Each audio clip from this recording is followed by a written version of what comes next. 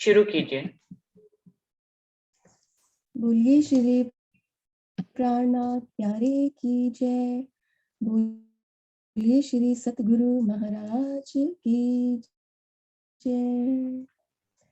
अति मीठे रसीले रंग भरे हो, अति मीठे रसीले रंग भरे, जाको चरण में हर करत, जाको चरण में हर करत, सुख सोई जाने रूह अर्श की, सुख सोई जाने रूह अर्श की, जिन दिल दो पाँव धरत, जिन दिल दो पाँव धरत, अति मीठे रसीले रंग भरे हो, अति मीठे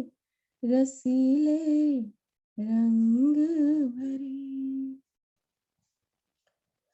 सो पल पल रस पीवत, फेर फेर प्याले लेत, सो पल पल रस पीवत, फेर फेर प्याले लेत,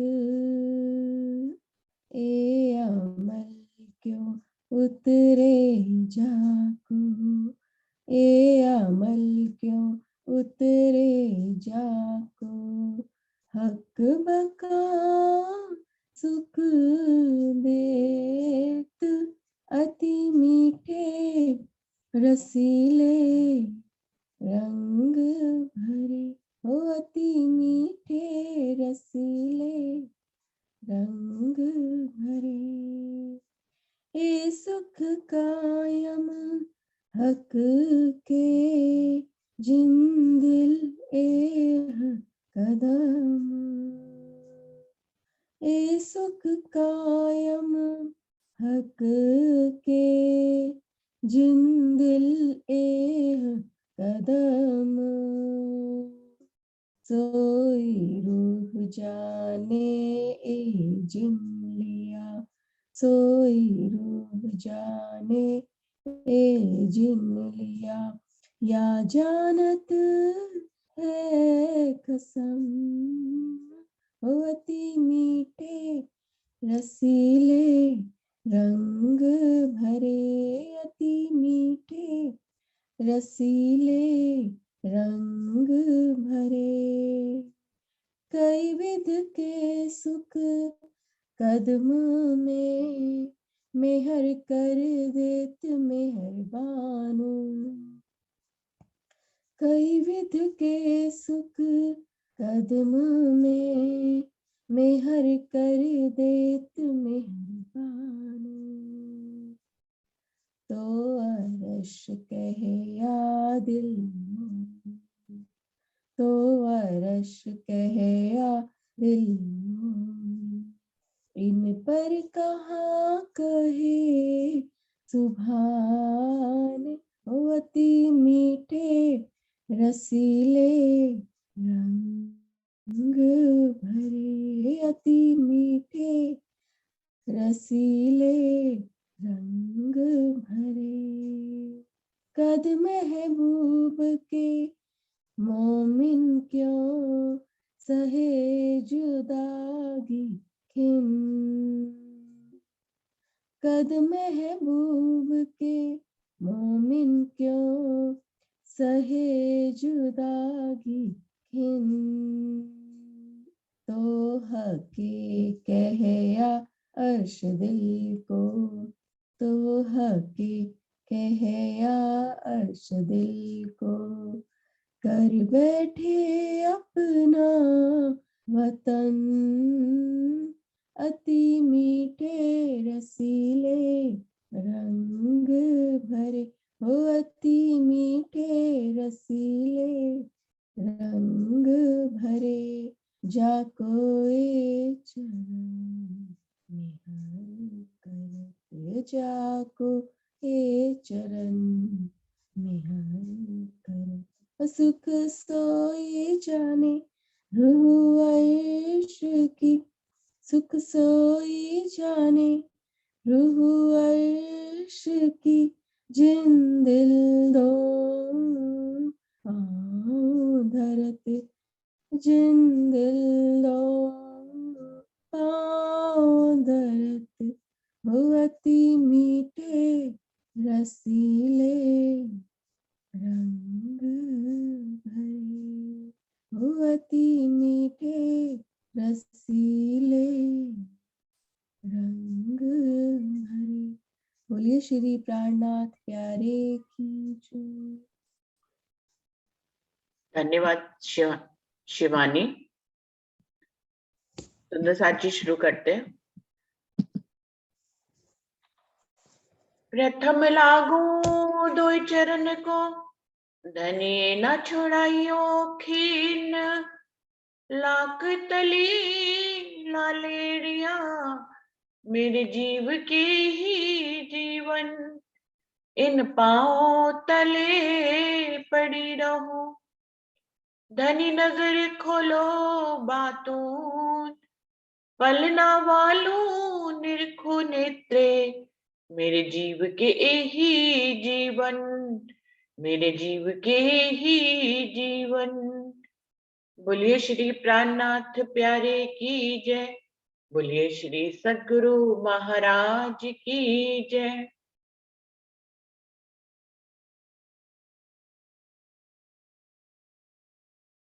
बड़ा क़यामत नामा का 21वां प्रकरण चल रहा है।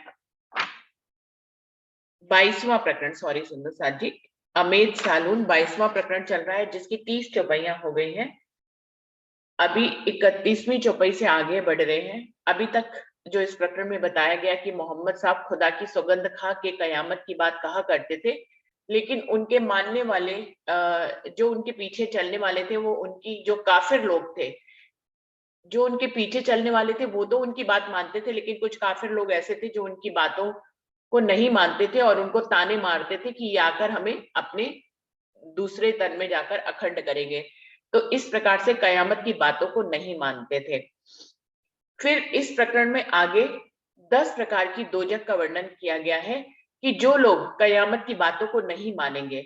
3 सृष्टि इस धरती पर आई है जो कयामत की बातों को नहीं मानेगी। जो भी सृष्टि, जो जिनके जीव इस कयामत की बातों को नहीं मानेंगे, आखिरुल ज़मा इमाम मेहदी शिरजी साहिब जी के स्वरूप की पहचान नहीं करेंगे, जिनको स्वयं खुदा ने इस धरती पर एक मोती के समान बनाकर भेजा है, जिनको अपनी सारी नियामतें दी और खुद खुदा ही बनाया है, उनके स्वरूप की पहचान नहीं करते हैं और उनको किसी भी प्रकार का कष्ट देते हैं या दुनिया में खुदा की राह को पे ना चलकर कुफ्र की राह पर चलते हैं, ऐसे लोगों को कई तरह की दोजख की अग्नि में जलना होगा। लेकिन धनी क्योंकि इस धरती पर आए हैं और सबको अखंड करने के लिए आए हैं, वो मेहरबान है, तो वो बाद में सबको फिर योग माया के ब्रह्मांड में अखंड भिस्त में सबको अखंड कर देंगे। तो ये तो मेहर धनी इस दुनिया में लेकर ही आए हैं। उसी की बात आगे चल रही है कि फुरमाया केतिक फेर उठाए तकबरो दोजख हमेशगी पाए और जो कहे मोतिन के घर सो खासी उम्मत साहिब के दर। कि जो फुरमाया है वो जरूर होने वाला है, जो खुद खुदा ने कुरान में फुरमाया वो जरूर होगा। दोजख की अग्नि में तो काफिरों को जलना ही पड़ेगा, लेकिन जो परम धाम के खास मोमिन हैं उनको मोती कहा गया है और उनका घर परम धाम है। उनको जो लगे रहे सो मुथ की बूंदों मिले कहे, जिनो इनो की दोस्ती लई साहिबे बादशाही तिनको दे।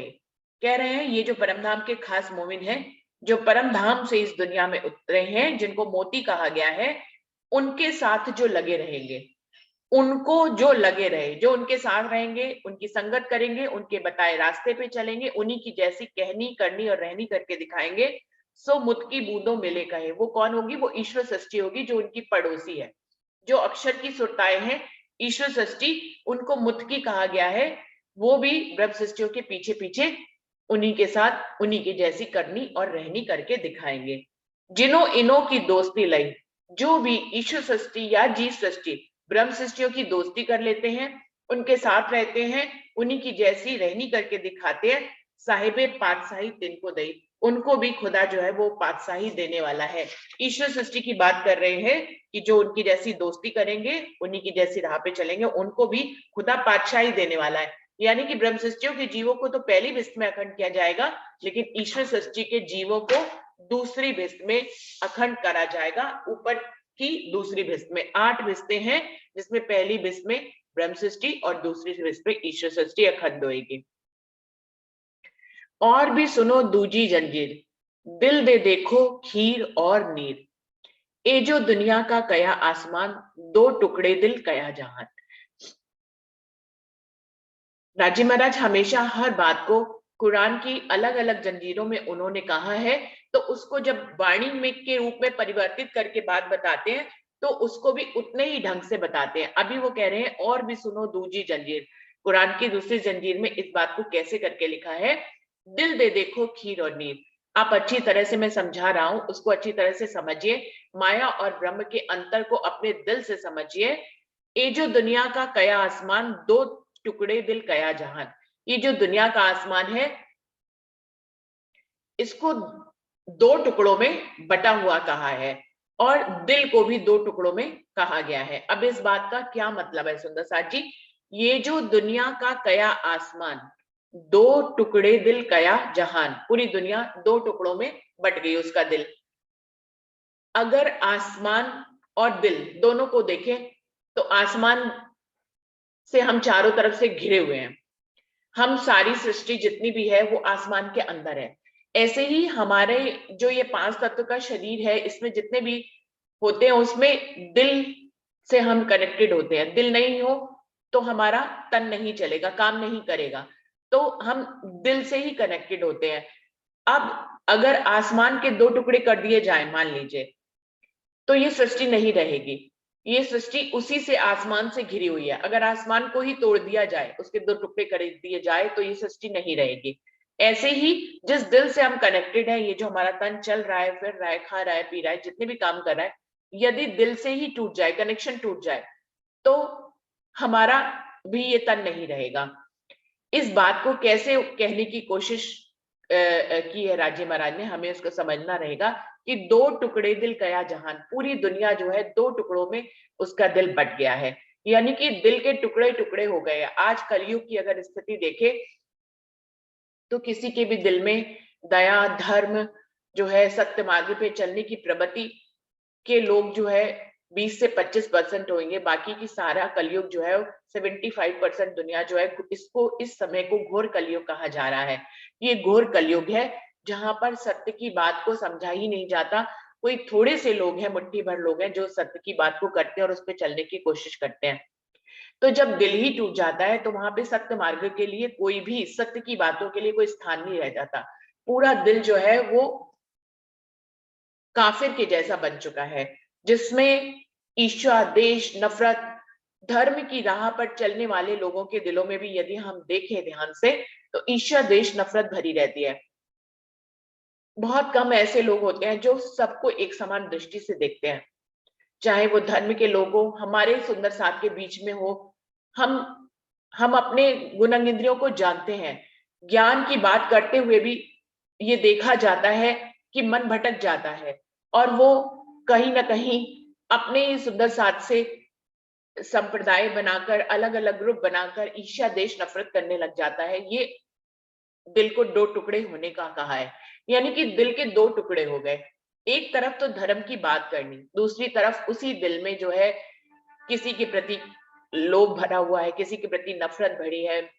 तो ये सारी बातें दो टुकड़े के तरह है, मतलब हमारा दिल दो भागों में बट गया है। इस तरह से आज कलयुग की प्रवृत्ति हो गई है। बहुत कम लोग शुद्ध हृदय से धर्म की राह पर चल पाते हैं। और हम लोग ने भी इस तरह के टॉपिक पहले भी रखे हैं कि निगेटिव वेव्स कहां से आती हैं, जब जब रूह धर्म की राह पर चलने की कोशिश करती है, निगेटिव वेव्स आती ही आती हैं। वो बचना चाहती है, ज्ञान के माध्यम से बचती है, उसको ज्ञान के माध्यम से पता भी है कि मुझे इन सब में नहीं पड़ना है, लेकिन फिर उसका दिल जो अबलीस की तासीर है इस दुनिया में, धरती पे रहने पे, जो द्वैत की तासीर है कि दो बातें तो होती ही रहती है। हम 80 और 20% भी अगर खुद को बांटे, जो धर्म की बात करते हैं, इल्म की बात करते हैं, हम सभी इसमें आते हैं, तो थोड़ी थोड़ी नगण्य बातें आती ही रहती हैं। जीवन यात्रा चलते चलते कुछ ऐसी परिस्थितियां हो जाती हैं। इसके भी विषय रखे गए थे, जिसको कहा गया कि जीवन यात्रा करते करते कभी झूठ बोलना पड़ता है, कभी ना चाहते हुए कुछ ऐसा करना पड़ता है। इसी को ही, इन सारी बातों को, दुनिया की तो ये बातें है ही हैं। दुनिया वालों में तो बहुत ही ज्यादा कलयुग भरा हुआ है, लेकिन हम सब जो धर्म की राह पर चलने की कोशिश करते हैं, राज्य के प्रेम के मार्ग पर चलने की कोशिश करते हैं, तब भी हम कहीं ना कहीं पाते हैं कि हमारा दिल दो टुकड़ों में कहीं बटाई होता है। थोड़ा थोड़ा सा माया का आवेग जो है हमारे भी दिल को कचोटता है, कहीं ना कहीं वो थोड़ा थोड़ा अपना प्रभाव दिखाता है। तो ये कहा है कि दुनिया जो है दो टुकड़ों में बट गई है, उसका दिल, जहां पे इश्क, ईमान, बंदगी, धर्म, इन सब का स्थान बहुत कम रह गया है। ए रोज है निपट सखत, यो जुलजुला होसी कयामत वखत, बीच हवा के पहाड़ उड़ाए, ए जो दुनिया में बुजरक कहलाए। वो कह रहे हैं, जिस कयामत की बात कही जा रही है, मोहम्मद साहब कह रहे हैं, वो बहुत ही नजदीक है। ये रोज है निपट सखत, सख्ती वाला ये दिन है, लेकिन ये आने वाला है। यो जुलजुला होसी कयामत वक्त, कयामत के समय पे ये तो होना ही है कि सबको दोजख की अग्नि में जलना ही पड़ेगा। बीच हवा के पहाड़ उड़ाए, ए जो दुनिया में बुजरक कहलाए। वो कह रहे हैं, दुनिया में जो अगुए ज्ञानी होते हैं, जो ज्ञान को बांटते हैं और अपने आप को बुजरक कहलाते हैं, कई लोग उनकी पूजा अर्चना करते हैं, उनको बुजरक कहते हैं कि ये तो बड़े महान है, इनको तो बड़ा ज्ञान है। ऐसे दुनिया के बुजरक लोग जो अहंकार पे सवार रहते हैं, उनके इस अहंकार को कयामत के दिन हवा में उड़ा दिया जाएगा, यानी कि उनके अहंकार को हल्का कर दिया जाएगा और वो हल्के होकर हवा में उड़ जाएंगे, यानी कि उनके अंदर के अहंकार को दोजख की अग्नि में जलाकर खत्म किया जाएगा। बीच हवा के पहाड़ उड़ाए, अहंकार को पहाड़ जैसा कहा गया है, लेकिन उस पहाड़ को भी हवा में उड़ा दिया जाएगा। किसके? ज्ञान के माध्यम से। जब असराफील बिगुल बजाएगा, जो इसी प्रकरण में आया है, तो वो सबके ज्ञान, सबके अंदर की अज्ञानता को खत्म करके ज्ञान को फैला देगा। तो ये उनके अंदर के अहंकार उड़ जाएंगे, जो पहाड़ के समान उनके अंदर अंदर विद्यमान थे अहंकार। मैं खुद ही जो है कि मैं सबसे बड़ा हूं और मुझे बहुत ज्ञान है, ये जो दुनिया में बुजरक कहलाए, जो दुनिया में बड़े कहलाते हैं। बुजरक को धोखा क्यों ना जाए, जो वक्त ऐसा दिया दिखाए, फितवे इनो के जावे तब, ऐसा कठिन वक्त देखे जब। वो कह रहे हैं, जो बुजरक है वो अपने आप को अंतिम समय तक बुजरक ही मानते रहते हैं, उनका धोखा मिटता ही नहीं है। तो वक्त ऐसा दिया दिखाए, क्योंकि वो अपने धोखे से बाहर ही नहीं आ पाते, इसलिए खुदा उनको ऐसा वक्त दिखाता है। फितवे इनो के जावे तब, इनका ये जो फितूर है दिमाग में अपने अहंकार का कि मैं बहुत ज्ञानी हूं और मेरे जैसा कोई नहीं है, ये उनका जो है फितूर तब जाता है, ऐसा कठिन वक्त देखे तब, जब वो दोजख की अग्नि में जलते हैं, इतने कठिन समय को वो देखते हैं, तब उनका ये जो अहंकार है वो समाप्त होता है। ठंडे वजूद होवे वर पाए, तब हकीकत देखे आए, सब दुनिया हुई गुनेगार, यूं देखा वक्त दोजखकार। सबके वजूद जो है ज्ञान के माध्यम से, जो अहंकार से भरे हुए थे, वो ठंडे हो जाएंगे। जो अपने अहंकार में अपने आप को बहुत बड़ा बड़ा मानते थे, उन सब के वजूद जो है वो ठंडे हो जाएंगे। जब तब हकीकत देखे आए, जब वो इस हकीकत को देख लेंगे, ज्ञान का माध्यम, ज्ञान जब उनके अंदर प्रवेश हो जाएगा असराफील के सूर से, और उन्हें अक्षर पूर्ण पारब्रह्म की पहचान हो जाएगी, उनके सामने जब अपने वजूद को देखेंगे, अपने अहंकार को देखेंगे, तो वो ठंडे हो जाएंगे। जब हम किसी अपने से ऊंचे को देख लेते हैं, तो फिर हम छोटे हो जाते हैं, लेकिन जब तक हमारा सामना किसी अपने से ऊंचे वाले से नहीं होता है, तब तक हम जो है अपने आप को अहंकार का मानते रहते हैं। बीतक साहब में भी ऐसा प्रसंग आता है, जब कानजी भट्ट जो है उनको हरी हरी सब्जियां खिलाते थे, हरजी व्यास जी को, और फिर वो कहते थे कि मैंने जिसको हाँ कही उसने कभी ना नहीं कही, और जिसको मैंने ना कही उसने कभी हाँ नहीं करी। जब शिवजी साहिब जी उन्हें वो शिरजी साहिब जी को भागवत सुनाते हैं और फिर उसके बाद शिरजी साहिब जी उनको अक्षर और अक्षरातीत की लीला के जब बारे में प्रश्न करते हैं तो उनको कुछ भी नहीं आता है। तब वो कहते हैं, अपने आप को हार मानते हैं कि मैंने इस ब्रह्मांड में अभी तक कोई भी मुझे चैलेंज करने के लिए आया ही नहीं। लेकिन शिवजी साहिब जी के सामने वो भी ठंडे हो जाते हैं। तो यही बात यहाँ पर कह रहे हैं। ऐसे ही कई एग्जाम्पल है कि ठंडे वजूद होवे वर पाए, तब हकीकत देखे आए। सब दुनिया हुई गुनहगार, यो देखा वक्त दो जक्कार। सारी दुनिया ही इस तरह की गुनहगारियों में लगी हुई है। सब दुनिया गुनहगार है ही, इसलिए उनको दोजख की अग्नि में जलने का समय देखना ही पड़ेगा। अब जो सुनो खास उम्मत, खड़े रहो दोजख एक वक्त। जिन भागो गो से रहो खड़े, देखो दोजखियों खजाने बड़े। सुने ब्रह्मशिष्टियों को कह रहे हैं कि अब जो सुनो खास उम्मत, हे जो परम नाम के मोमिन हैं, आप लोग सुनो, खड़े रहो दोजख एक वक्त। इस दोजख का समय पे, जब कयामत का ये समय आएगा तो आप लोग खड़े रहना उस समय। और इनको जिन भागो गो से रहो खड़े, उनके बगल में ही खड़े होकर देखना कि दुनिया में जो लोग जिन्होंने खुदा की बंदगी नहीं करी, उनको कैसे दोजख की अग्नि में जलना पड़ेगा। देखो दोजखियों खजाने बड़े। देखो तो सही, जिन लोगों ने खुदा को नहीं माना, तुम कितने भाग्यशाली हो। तुम्हें राज्य ने अपनी मेहर में लेकर खुद अपनी पहचान कराई, तुम्हें अपनी मेहर के तले ले लिया। ये कितनी बड़ी मेहर राज्य महाराज ने हम पर करी। और इन दोजखियों को देखो कि इनके तो दोजख के खजाने बढ़ते ही चले जा रहे हैं। ये एक अग्नि के बाद दूसरी अग्नि में इनको जलाया जा रहा है। इसलिए अपने ऊपर इस मेहर को उनके सामने खड़े होकर परम धाम की ब्रह्मशिष्टियों को राज्य महाराज कह रहे हैं कि तुम देखो कि तुम्हारे ऊपर धनी ने कितनी मेहर करी है। तुमको अपनी मेहर के तले छुपा के रखा है, जबकि सारी दुनिया दोजख की अग्नि में जल रही है। बिस्त रजवान मोमिन निगेबान, दोजख खजाना पहुंचे कुफरान। तहां ताई वक्त पहुंचे सबन, पैदर पे जले अगिन। वो कह रहे हैं, जब दोजख में जलने वाले जीव जो कुफ्र का मार्ग अपनाकर दोजख की अग्नि में जलेंगे, उनके ऊपर जब परम धाम के जो मोमिन है, जिनकी दृष्टि में ही मेहर है, जिनको निगेबान कहा गया है, वो उनकी तरफ जब देखेंगे तो वो अपनी मेहर भरी नजर से देखेंगे, तब उनकी इस दोजख की अग्नि शांत होगी। इस प्रकार से जो कुफ्र की राह पर चलने वाले हैं, जिन्होंने अपने हिस्से में दोजख की ही खजानों को बटोर रखा है, वो इस समय पर एक के ऊपर एक के बाद एक अग्नियों में जलेंगे, लेकिन मोमिन उनको मेहर की नजर से देखकर इस अग्नि से छुड़ा लेंगे। गुजरे हैं हद से काफर, दूर दराज जानी थी आखिर। दुख लंबे हुए तिन वक्त, यो मता पाया दोजखियों हालिन। काफरों का कुफ्र जो है वो हद से ज्यादा बढ़ गया था। ये समय 7वां दिन तभी आएगा जब कुफ्र करने वालों का कुफ्र हद से ज्यादा बढ़ जाएगा।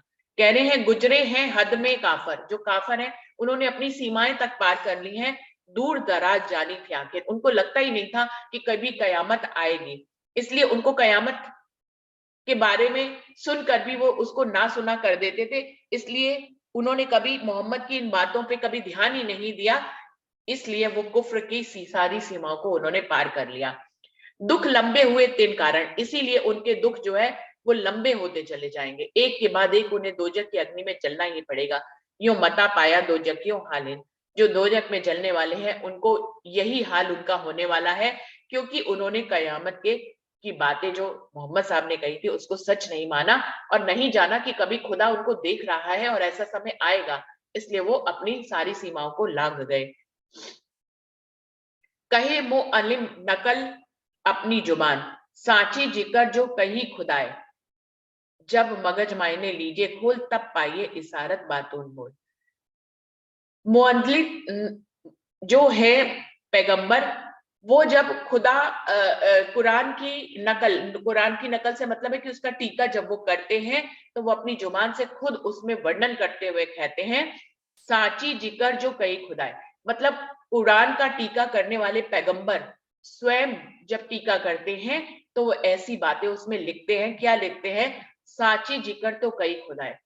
जब खुदा का जिक्र होता है सिर्फ वही सच्ची बात होती है, बाकी तो सब कुफ्र की ही बातें होती है। चाहे हम दुनिया में कितनी ही अच्छी बातों को करते हैं और सोचते हैं कि हम अच्छी बातें चल रही हैं, लेकिन कुरान में ऐसा लिखा है, जिस जिक्र में खुदा का जिक्र ना हो बाकी सारी बातें बेकार है, सिर्फ खुदा के जिक्र वाली बातें ही सच्ची बातें हैं। तो ये कितनी बड़ी बात कहती सुंदर साथ जी कि हम पूरे दिन में कितने काम करते हैं, लेकिन सुबह एक बैठक में जब राज्य से जुड़ जाते हैं तो यही एक सच्ची बात हम सबके माध्यम से होती है। उसके अलावा तो पूरे दिन में आप कितनी भी अच्छी बातें कर ले, लेकिन अगर खुदा का जिक्र उसमें शामिल नहीं है तो वो अच्छी बातें भी दुनिया की ही अच्छे रूप में, दुनिया में दो चीजें होती है, अच्छा और बुरा, तो वो दुनिया के रूप में अच्छी हो सकती है, लेकिन खुदा की नजर से देखे, परमधाम की नजर से देखे तो जिस जिक्र में खुदा शामिल नहीं है वो सारे जिक्र बेकार ही है, चाहे वो अच्छे ही क्यों ना समझे जाएं। साची जिक्र तो कई खुदा है, कि जब खुदा का जिक्र होता है वही सच्ची बात है। जब मगज मायने लीजे खोल तब पाइए इशारत बातून बोल। वो कह रहे हैं कुरान के जब छुपे भेदों को अच्छी प्रकार से तारतम वाणी से समझा जाए, तभी उसमें जो इशारों में बातूनी बातें बोली गई हैं उनका मतलब किसी को भी समझ में आ सकता है। तो कह रहे हैं कि खुद कुरान का अर्थ करने वाले ऐसी बातें बोलते हैं लेकिन फिर भी लगता है कि इसका मतलब नहीं समझते हैं। साखी, अब यहां से जो 40 चौपाई से है, यहाँ पर सृष्टि की तारीखों का वर्णन किया गया है कि कैसे ये दुनिया 7 दिन में खत्म होगी, उसका वर्णन यहाँ से शुरू हो जाता है। दुनिया की उम्र कही अव्वल सिपारे माहे 7,000 साल 40 नीके देखियो ताहे। कुरान के पहले सिपारे में दुनिया की उम्र के बारे में वर्णन है। अब सुंदर साथ जी, ये आंकड़ों में समझने वाले ये आंकड़े हैं, मुझे आंकड़े बहुत ज्यादा नहीं आते हैं, लेकिन फिर भी सुंदर साथ की मदद से, और भी सुंदर साथ ने मुझे इसके बारे में भेजा है, मैं उसको आपको करके दिखाने की कोशिश यहाँ पर करूंगी। क्या पहले चौपाइयों से समझते हैं। दुनिया की उम्र कही अव्वल सिपारे माहे 7,000 साल 40 नीके देखे होता है। ये 7,000 का वर्णन पहले भी जो है क़यामत नामे में आ चुका है। 1735 तक, यानी कि सृष्टि जब से बनी है तब से लेकर 1735 तक, जब तक शिरजी साहिब जी अकरुल जमा इमाम मेहदी जाहिर होते हैं हरिद्वार में, उस 1735 तक जो है 7,000 वर्ष होते हैं। और उसके बाद श्यामा बरानी की 40 वर्ष की पातशाही शुरू हो जाती है, उसको और जोड़ा गया है इसमें। तो दुनिया की 7,000 साल 40, मतलब जब से सृष्टि बनना शुरू हुई तब से लेकर 1735 तक 7,000 वर्ष होते हैं, और उसमें 40 वर्ष और जोड़ लीजिए श्यामा महारानी की पातशाही कर, इसको यहां तक दुनिया की उम्र कही गई है। नीके देखियो ताहे, ये ऐसा कुरान में कहा गया है, इसको अच्छी तरह से समझिए। अब इसका वो आगे विवरण करेंगे भी, 7,040 वर्ष कैसे। लेकिन ये खास बात है जो पहली चौपाई में कह दी है कि दुनिया की उम्र कही, यहीं तक दुनिया की उम्र कही है। 43, अब इसको दूसरे ढंग से कैसे कहा है, 43 जुफ्त जो रह कहे, हर जुफ्त 70 बहार बहे, हर बहार 700 बरस लए, हर बरस 360 दिन भये। ध्यान से सुनेंगे। कुरान में एक जगह ऐसा वर्णन आया कि 7,040 वर्ष दुनिया की उम्र है, दूसरी जगह ऐसा भी वर्णन है सुंदर साथ जी कि 43 जुफ्त कहे हैं। एक जगह 43 जुफ्त कहे, यानी कि 43 जोड़े कहे हैं। हर जुफ्त 70 बहार में, और हर एक जुफ्त में 70 बहार का वर्णन है। हर बहार में 700, एक बहार जो है वो 700 वर्षों की कही गई है, और हर बरस में 360 दिन हुए। या के 21,07,000 दिन आदम पीछे मजल इन, ए रसूल के आय की कही ए रसूल के आय की मजल एक गिनती कर तुम देखो दिल। वो कह रहे हैं इनको यदि मल्टीप्लाई करेंगे, यानी कि 43 जो, यानी कि 43 को मल्टीप्लाई करेंगे 70 से, और फिर 70 को 700 से मल्टीप्लाई करेंगे तो वो 21,07,000 दिन आ जाएंगे। हम जब मल्टीप्लाई करेंगे अपने कैलकुलेटर में तो ऐसा आ जाएगा, जिसको उन्होंने पहले ही चौपाई में कहा है। फिर से पहली चौपाई पढ़ रही हूँ। 43 जुफ्त जो कहे, हर जुफ्त 70 बहार बहे, हर बहार 700 बरस लए, हर बरस 360 दिन कहे। कि 43 जुफ्त है, उसमें हर जुफ्त में 70 बहार है, एक बहार में 700 बरस है, और एक बरस में 360 दिन है। इनको मल्टीप्लाई करेंगे तो 21 या कि 1,21,07,000 दिन आते हैं। आदम पीछे मजल, जब मनु जो पहले मानव थे वहां से लेकर ये रसूल के आय की, जब तक रसूल साहब आते हैं तब तक की ये मजल का वर्णन किया है। एक गिनती कर तुम देखो दिल, शिरजी साहिब जी कह रहे हैं इसकी गिनती अपने दिल में करके देखिए। 5000 तय बरस भये, 847 ऊपर कहे, 63 बरस उम्र के लिए 6090 कम लिए। अब क्या कह रहे हैं कि 5000 तय बरस भये, 5847 जो है वो वर्ष हो जाएंगे। उसमें ये रसूल साहब के आने तक के समय को कैलकुलेट किया है मनु से लेकर, जब से सृष्टि बनी तब से जब मोहम्मद साहब आए तब तक जो ये आएगा वो 5847 वर्ष हो जाएंगे। उनके ऊपर 63 बरस रसूल साहब की उम्र के लिए जाएंगे, तब जाकर ये 6000 में 90 वर्ष कम लिए हो जाएंगे। इस प्रकार से इनकी गिनती करी गई है। ये मैं आपको दूसरे ढंग से भी बताती हूँ सुंदर साथ जी।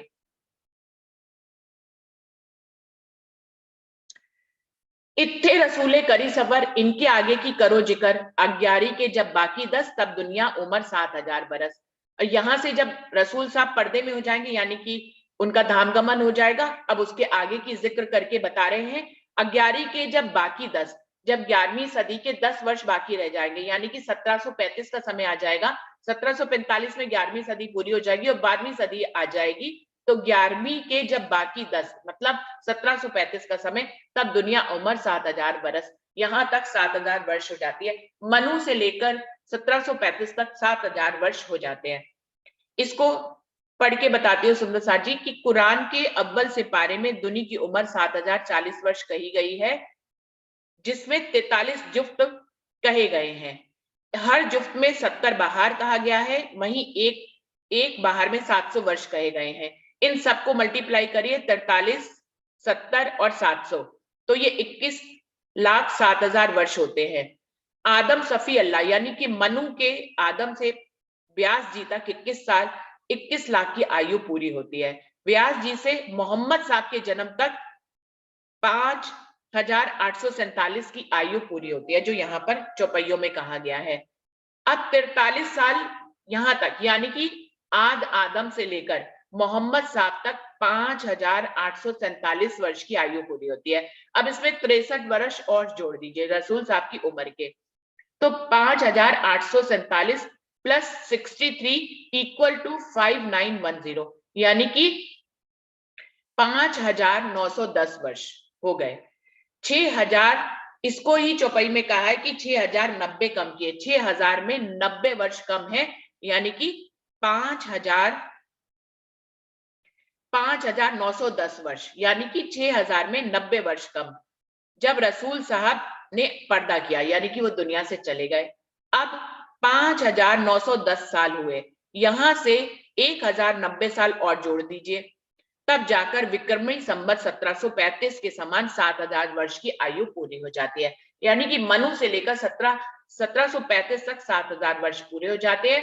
सीधा सीधा हिसाब समझिए कि मनु से लेकर रसूल साहब के आने तक 5847 वर्ष हुए, उसमें उनकी उम्र के 63 वर्ष और जोड़ दिए तो 5910 वर्ष हो गए। और इसमें फिर जो है जब 1735 आया तब इसमें 1090 साल और जोड़ दीजिए, पूरे 7000 वर्ष पूरे हो जाते हैं। 7000 वर्ष कंप्लीट होने पर अब अगर इनको अब आगे से चौपाई में बता रहे हैं, यहां तक 7000 वर्ष पूरे हो गए। इत्थे अमल भयो इमाम, 40 वर्षों फजर तमाम, जोड़ा पर जोड़ा गुजरे दुनिया उम्र इतलो कहे। अब यहां से जो है 40 वर्ष की पातशाही शुरू हो जाएगी, जिसको कुरान में लिखा है कि जोड़ा पर जोड़ा गुजरे, यहां तक दुनिया की उम्र कही गई है। यानी कि 40 वर्ष और जोड़ दीजिए इसमें, 7000 जो पहली चौपाई में कहा है 7040 वर्ष, 7000 का हिसाब बता दिया, 40 वर्ष बादशाही के, जिसको 20 और 20 का जोड़ा कहा गया है। दुनिया की उम्र यहां तक कही गई है। तिनबे तो 10 बरसों फजर, सब दुनिया भई एक नजर, 20 बरस जब 11 पर तब दुनिया भई सब भई आखिर। इसमें जो 10 वर्ष है यानी कि 11वीं सदी खत्म होने पर जो 10 वर्ष होती है यानी कि 1735 से लेकर 1745 तक जो 10 वर्ष है, सारी दुनिया एक नजर में आ जाएगी। उस समय खिलवत, सागर, सिंगार, परिक्रमा सब वाड़ियां उतरी, सब ब्रह्मशिष्टियों ने इसका रस पिया। उसके बाद 11वीं के बाद 30 वर्ष, जब 11 पर जब 11वीं सदी खत्म हो जाएगी, 12वीं सदी के 30 वर्ष लिए जाएंगे, सब दुनिया भई सब भई आखिर। उस समय दुनिया के लिए भी ज्ञान उतरेगा, सब इस ज्ञान से जुड़ जाएंगे और फिर अपनी कायमी करेंगे। 70 बरस पुल सरात के कहे, सो उठने कयामत बीच में रहे, पुल सरात दुख कहिए क्यों कर, काफर जले जुलजुले आखिर। ये कह रहे हैं ये जो बाकी के 70 वर्ष रह जाएंगे, 12वीं सदी के 30 वर्ष, 12वीं सदी के 30 वर्ष तो श्यामा महारानी की पातशाही के हैं, लेकिन बाकी के जो 70 वर्ष रहेंगे जिनको पुल सरात के कहे गए हैं, उसमें भी जीव सृष्टि जो पुल सरात की कर्म कांड की धार पर चलेगी और अपने आप को कायमी तक ले जाने की पूरी कोशिश करेगी कि वो खुदा की राह पर चले, उनकी पहचान करे और खुद को कायम करे। तो काफर जले जुलजुले आखिर, 70 बरस जो है वो पुल सरात के कहे गए हैं, 12वीं सदी के 70 वर्ष। जब श्यामा महारानी की पातशाही के दिन खत्म होते हैं, यानी कि 10 वर्ष 11वीं के लिए गए, 30 वर्ष 12वीं के लिए गए, लेकिन 12वीं के खत्म होने पर जो 70 बरस हैं उनको पुल सरात की राह पर चलने वाले जीव सृष्टि के लिए कहा गया है कि वो तब उस समय ज्ञान को समझकर कयामत के दिन के लिए अपने आप को तैयार करेंगे। इसी बात को एक दूसरे इशारे में कहा है, 10 और 2 बुरज जो कहे, सो बाहरी कयामत के पूरे भये, ये तीसरी बड़ी फरिश्तों की फजर, पीछे उठ खड़ी दुनिया नूर नजर। ये 10 और 2 बुरज 12वीं सदी की तरफ संकेत किया गया है कि जब 10 के ऊपर 2 बुरज आ जाएंगे, यानी कि 12वीं सदी आ जाएगी, तो ये कयामत का समय पूरा होने को आ जाएगा। इस समय एक तीसरी बड़ी फरिश्तों की फजर, इसमें तीसरी सृष्टि जो है यानी कि जीव सृष्टि है, उसमें जो ज्ञानी ध्यानी है, जो खुदा की राह पर चलते हैं, वो अपनी फजर करेंगे, उस ज्ञान को लेकर सवेरे की तरफ जाएंगे और फिर उसके बाद जो बाकी के समय बचेगा, पीछे उठ खड़ी दुनिया नजर, फिर तो सारी दुनिया को ही अखंड बिस्तों में, अखंड योग माया के ब्रह्मांड में बिस्तों में अखंड कर दिया जाएगा। तो सुंदर साथ जी जो 10 वर्ष लिए गए हैं, जो 40 वर्ष श्यामा महारानी की पातशाही है, उसको यदि हम नजर डालें तो उन 10 वर्षों में सागर, खिलवत, परिक्रमा, सागर, श्रृंगार, क्यामतनामा सब वाणियां उतरी, जिससे परमधाम के ब्रह्म सृष्टियों ने की जागृति हुई, उनको अखंड परमधाम का मार्फत का ज्ञान मिला और उन्होंने उस रस को पिया। उसके बाद के जो वर्ष हैं उसमें ईश्वर सृष्टि ने भी ज्ञान को उनके साथ आत्मसात किया और कायमी तक पहुंचे, और बाकी के जो 70 वर्ष है वो जीव सृष्टि के कहे गए हैं, जिसमें वो पुल सरात की धार पर चलकर ज्ञान को आत्मसात कर और कायमी तक पहुंचेंगे। तो इस प्रकार से टोटल रूप में 7040 वर्ष की उम्र कही गई है, लेकिन धनी ने इस रात को लंबा कर दिया गया है, जो कहा गया है, एक रात रखी कचू खेच के, सो भी वास्ते तुम ना तो लेते अंदर केती बेर हम। उम्र तो इतनी ही लिखी थी, लेकिन अभी इसको धनी ने बढ़ा दिया है, क्योंकि उनको अपनी रूहों को अभी और सुख देना है, रूहों की इच्छाएं पूरी नहीं हुई हैं। ये दिन कब खत्म होगा ये तो धनी के ही हाथ में है, लेकिन उन्होंने गिनती करके इस प्रकार से बताया है इसमें। तो यहाँ तक सुंदर साहब को कोई बात नहीं समझ में आई, तो हम लोग फिर अगली मीटिंग में इसको और समझ लेंगे बैठक में। अभी तो यहाँ पर ये प्रकरण पूरा होता है, जिसको दोहराते हैं, समय भी